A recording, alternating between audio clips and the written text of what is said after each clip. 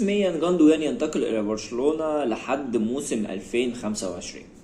حقيقي يا بخت برشلونة بالصفقة دي، وانا كواحد برشلوني حقيقي مبسوط جدا بالصفقة دي لانها هتعالج حاجات كتير جدا ومشاكل كتير جدا جدا كانت موجودة في برشلونة السنة اللي فاتت. ولكن هنا يجي السؤال الاهم، هو فعلا جاندوجان مفيد لبرشلونة وهيلعب اساسي ولا لا، وخصوصا انه كبر سنه وعنده 32 سنة؟ وهل فعلا هو الحل الكبير اللي هيبقى لبرشلونة وخصوصا بعد فشل صفقة ميسي؟ وقبل ما نتكلم ما تنساش تعمل لنا لايك وسبسكرايب وتظبطنا كده. السلام عليكم، كل سنة وانتم طيبين وسنة سعيدة عليكم ان شاء الله. بعد ما صفقة ميسي خلاص باظت وميسي راح لانتر ميامي، برشلونة ما كانش قدامه حل انه يعوض ميسي غير ان هو يجيب جاندوجان. وفعلا جاندوجان حرفيا تعويض لصفقة ميسي في ظل شمولية اللعيب اللي موجودة وبعد الاداء اللي قدمه في دوري ابطال اوروبا، وفي ظل المشاكل اللي موجود فيها برشلونة وفي مشاكل كتير كان بيتعرض لها بخصوصا في نص الملعب، فجاندوجان هيبقى حل كبير ليها جدا. واول مشكلة برشلونة بيتعرض لها ومساعد برشلونة طلع اتكلم فيها ان في غياب بدري برشلونة بيتأثر كتير والخطة بتتأثر كتير لما بدري يبقى مصاب ومبقاش موجود.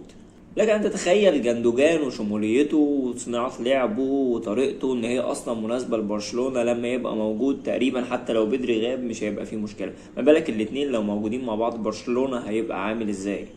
ده غير ان هو هيريح ليفاندوفسكي كتير جدا جدا، لان ليفاندوفسكي السنة اللي فاتت كان بيضطر ان هو يشارك كتير وبجزء كتير جدا في صناعة اللعب اكتر ما هو يتمركز في الصندوق ويركز ان هو يفنش الهجمات.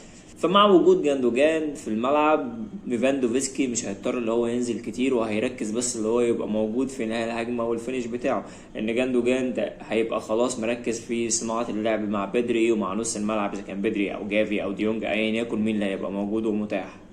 هنيجي بقى للمشكلة الأكبر اللي كانت موجودة في برشلونة السنة اللي فاتت، وهي إن نص الملعب ما كانش بيشارك كتير في إنهاء الهجمة وإن هو يجيب جوال كتير، وده كان بيبان كتير جدا إن برشلونة كان بيعتمد على إنهاء الهجمة يا إما في الأطراف يا إما ليفاندوفسكي.